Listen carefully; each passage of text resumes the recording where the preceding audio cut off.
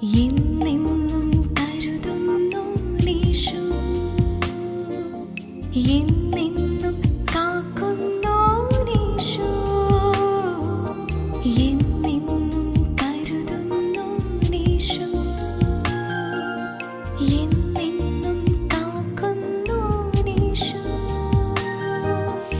എൻ്റെ എല്ലാ കാലത്തും യേശു മതിയായവൻ. എൻ്റെ എല്ലാ കാലത്തും യേശു മതിയായവൻ. വേഗം വരുന്ന നമ്മളുടെ കർത്താവായ യേശുക്രിസ്തുവിൻ്റെ ധന്യനാമത്തിൽ എല്ലാവർക്കും സ്നേഹവന്ദനം. ഞാൻ ആരാണ്? വിശുദ്ധ വേദപുസ്തകം ഈ ചോദ്യത്തിന് നൽകുന്ന ഉത്തരം എന്തെന്ന് പരിശോധിക്കാം. ഉൽപ്പത്തി 2:7 വായിക്കുന്നത്, യഹോവയായ ദൈവം നിലത്തെ പൊടികൊണ്ട് മനുഷ്യനെ നിർമ്മിച്ചിട്ട് അവൻ്റെ മൂക്കയിൽ ജീവശ്വാസം ഊതി. മനുഷ്യൻ ജീവനുള്ള ദേഹിയായി തീർന്നു. മനുഷ്യനിൽ ഉള്ള 2 ഭാഗങ്ങളെക്കുറിച്ച് ഈ വാക്യം പറയുന്നുണ്ട്. 1 നിലത്തിലെ പൊടി, 2 ദൈവത്തിൻ്റെ ജീവശ്വാസം. അതായത് മനുഷ്യൻ നിലത്തിലെ പൊടി കൊണ്ട് നിർമ്മിക്കപ്പെട്ടവനും ദൈവത്തിൻ്റെ ജീവശ്വാസം സ്വീകരിച്ചവനും ആകുന്നു. അതായത് ബലഹീനനായ മനുഷ്യനിൽ ദൈവത്തിൻ്റെ ആത്മാവ് വസിക്കുന്നതിനാൽ അവൻ ശക്തി പ്രാപിച്ചവനാണ്. മനുഷ്യൻ ബലഹീനനാകുന്നു എന്നതിൻ്റെ തെളിവാണ് സങ്കീർത്തനം 103, 15, 16 വാക്യങ്ങൾ. മനുഷ്യൻ്റെ ആയുസ് പുല്ലുപോലെയാകുന്നു, വയലിലെ പൂ പോലെ അവൻ പൂക്കുന്നു. കാറ്റതിന്മേൽ അടിക്കുമ്പോൾ അത് ഇല്ലാതെ പോകുന്നു, അതിൻ്റെ സ്ഥലം പിന്നെ അതിനെ അറിയുകയും ഇല്ല. അല്പകാലം മാത്രം ജീവിപ്പാൻ ആയുസ് ലഭിച്ചവനാണ് മനുഷ്യൻ എന്ന് ഇയ്യോബ് 14 1 വാക്യത്തിൽ പറയുന്നു. നിലത്തിലെ പൊടി കൊണ്ട് നിർമ്മിച്ച് ദൈവാത്മാവിനാൽ ജീവൻ വെച്ച് മനുഷ്യൻ ഈ ലോകം വിട്ടു പോകേണ്ടുന്നവനാണ്. സഭാപ്രസംഗി 12:7 വായിക്കുന്നത്, പൊടി പണ്ട് ആയിരുന്നതുപോലെ ഭൂമിയിലേക്ക് തിരികെ ചേരും, ആത്മാവ് അതിനെ നൽകിയ ദൈവത്തിൻ്റെ അടുക്കിലേക്ക് മടങ്ങിപ്പോകും. സദാകാലം ഇവിടെ അധികാരം സ്ഥാപിച്ച് പാർക്കുവാൻ നമുക്ക് കഴിയില്ല. നാം വസിക്കുന്ന ഈ ഗേഹം വിറ്റ് മടങ്ങിപ്പോകേണ്ടവർ ആണ്.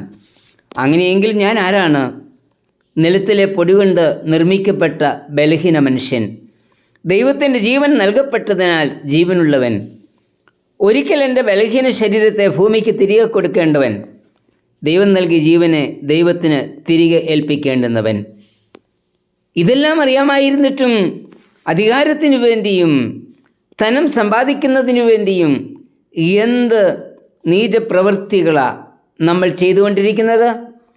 എല്ലാം വെട്ടിപ്പിടിക്കണമെന്നല്ലേ നാം ചിന്തിക്കുന്നത്? വെട്ടിപ്പിടിക്കുന്നതെല്ലാം ഇവിടെ തന്നെ ഉപേക്ഷിച്ചിട്ട് ഒരു നാൾ ഇവിടെ നിന്നും പോയേ മതിയാകൂ. മഹാനായ അലക്സാണ്ടർ ചക്രവർത്തി തൻ്റെ അന്തിമ അഭിലാഷമായി ഇപ്രകാരം എഴുതി വയ്ക്കുകയുണ്ടായി, എൻ്റെ മൃതശരീരം ശ്മശാനത്തിലേക്ക് വഹിച്ചും കൊണ്ടുപോകുന്ന വഴിയിൽ എൻ്റെ ട്രഷറിയിൽ ഞാൻ ശേഖരിച്ചു വച്ചിട്ടുള്ള സ്വർണം, വെള്ളി, നാണയങ്ങൾ വിതറിയിടുക. അതിൻ്റെ ലക്ഷ്യം ജനങ്ങൾ മനസ്സിലാക്കണം. ഞാൻ സമ്പാദിച്ചു കൂട്ടിയതിൽ നിന്ന് ഒരു നയാ പൈസ പോലും ഞാൻ പോകുമ്പോൾ കൊണ്ടുപോകുവാൻ സാധ്യമല്ല. ഞാൻ ആർത്തിയോടും വീരോടും സമ്പാദിച്ചു വച്ചതിൽ ഒരു ചെറുതരി പോലും കൊണ്ടുപോകുവാൻ അസാധ്യമാണ്. ധനസമ്പാദനത്തിന് പിന്നാലെ പരക്കം പായുന്നതും മനസാക്ഷിയെ വഞ്ചിച്ചും ധാർമ്മികത വെടിഞ്ഞും ആർജിച്ചു വെക്കുന്നത് വൃഥാവാണെന്ന് ജനങ്ങൾ മനസ്സിലാക്കട്ടെ. കർത്താവ് ഇത് തന്നെയല്ലേ പറഞ്ഞത്? വിളവെല്ലാം കൂട്ടിവെച്ച് തിന്നുക, കുടിക്കുക, ആനന്ദിക്കുക എന്ന് ചിന്തിച്ച ധനവാനോട് പറയുന്നു, മൂഢാ, ഈ രാത്രിയിൽ നിന്റെ പ്രാണനെ നിന്നോട് ചോദിക്കും, പിന്നെ നീ ഒരുക്കി വെച്ചത് ആർക്കാകും? ലൂക്കോസ് 12:20. ദൈവത്തിൻ്റെ സ്വരൂപത്തിലും സാദൃശ്യത്തിലും സൃഷ്ടിക്കപ്പെട്ട മനുഷ്യൻ അവനിൽ കൂടി ദൈവത്തിൻ്റെ സ്വരൂപത്തെ ലോകത്തിന് വെളിപ്പെടുത്തി കൊടുക്കണം. അതിനു പകരം എന്താ നാം ചെയ്യുന്നത്? എല്ലാവരും പാപം ചെയ്ത് ദൈവ തേജസ് ഇല്ലാത്തവരായി തീർന്നു എന്ന റോമർ 3:23 പറയുന്നത്. പാപം മൂലം ദൈവസ്വരൂപം മനുഷ്യന് നഷ്ടപ്പെട്ടിരിക്കുന്നു. ദൈവ തേജസ് നഷ്ടപ്പെടുത്തിയെങ്കിലും ദൈവം മനുഷ്യനെ ഉപേക്ഷിച്ചില്ല. ഓരോ മനുഷ്യനും ഞാനും നീയും ദൈവത്തിൻ്റെ കണ്ണുകളിൽ വിലയുള്ളവനാണ്. കർത്താവ് പറഞ്ഞത് ഏറിയ കുരുകിലിനേക്കാൾ നാം വിശേഷിതയുള്ളവരാണ് എന്ന ലൂക്കോസ് 12:7. കാണാതെ പോയ ആടിൻ്റെ ഉപമ പറഞ്ഞപ്പോൾ അതിലൊന്ന് കാണാതെ പോയി എന്നാ പറഞ്ഞത്. അതായത് ഓരോ ആടും ഇടയന് വിലയേറിയതാണ്. ആ ഒന്നിനെ കണ്ടെത്തുവാനാ ഇടയൻ ശ്രമിക്കുന്നത്.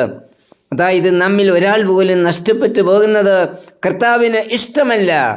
നഷ്ടപ്പെട്ടു പോയ ആ ഒന്നിനെ കുറിച്ചാണ് കർത്താവ് ചിന്തിക്കുന്നത്. ആ ഒന്നിനെ കണ്ടെത്തുവാനുള്ള ശ്രമമാണ് കർത്താവ് കാൽവരി ക്രൂശിലെ മരണത്തിൽ കൂടി നടത്തിയത്. ആ നഷ്ടപ്പെട്ടു പോയ ഒന്ന് ഞാൻ തന്നെയല്ലേ? യേശു തൻ്റെ ജീവൻ എനിക്ക് വേണ്ടി നൽകുവാൻ തക്കവണ്ണം ഞാൻ വിലയുള്ളവനാകുന്നു എന്ന കാൽവരി കുരിശ് വിളിച്ചു പറയുന്നത്. മനസ്സാന്തരപ്പെട്ട് മടങ്ങിച്ചെല്ലുന്ന എന്നെക്കുറിച്ച് സ്വർഗത്തിൽ ദൈവദൂതന്മാരുടെ മധ്യത്തിൽ ഉണ്ടാകുന്നത് അധികം സന്തോഷമായിരിക്കും. ലൂക്കോസ് 15:9 വാക്യം. പൗലോസ് പറയുന്നു, ഒരുവൻ ക്രിസ്തുവിലായാൽ അവൻ പുതിയ സൃഷ്ടിയാകുന്നു, പഴയത് കഴിഞ്ഞുപോയി, ഇതാ അത് പുതുതായി തീർന്നിരിക്കുന്നു. 2 കൊരിന്ത്യർ 5:17. ബലഹീനമായ പൊടിയിൽ നിന്ന് ദൈവത്തിൻ്റെ സ്വരൂപത്തിൽ സൃഷ്ടിച്ച് ദൈവത്തിൻ്റെ ജീവശ്വാസം വസിച്ചിരുന്ന മനുഷ്യൻ പാപത്തിൻ്റെ ഫലമായി ദൈവ തേജസ് നഷ്ടപ്പെടുത്തിയ മനുഷ്യനെ തേജസ്സുള്ളവനാക്കി തീർക്കുവാൻ കാൽവരിയിൽ യേശു തൻ്റെ ജീവനെ നൽകി നമ്മെ വീണ്ടെടുത്തു. നഷ്ടപ്പെട്ടു പോയ തേജസ് നമുക്ക് തിരികെ നൽകുകയും ചെയ്തിരിക്കുന്നു. കർത്താവേ, നഷ്ടപ്പെടുത്തിയ ദൈവ തേജസ് മടക്കി തരുവാനായി എനിക്ക് വേണ്ടി ക്രൂശിൽ മരിച്ച നിന്റെ സ്നേഹത്തിനായി സ്തോത്രം. ആമേൻ. ജീവനോ മരണമോ ഏതായാലും സമ്മതം, കാലമേതായാലും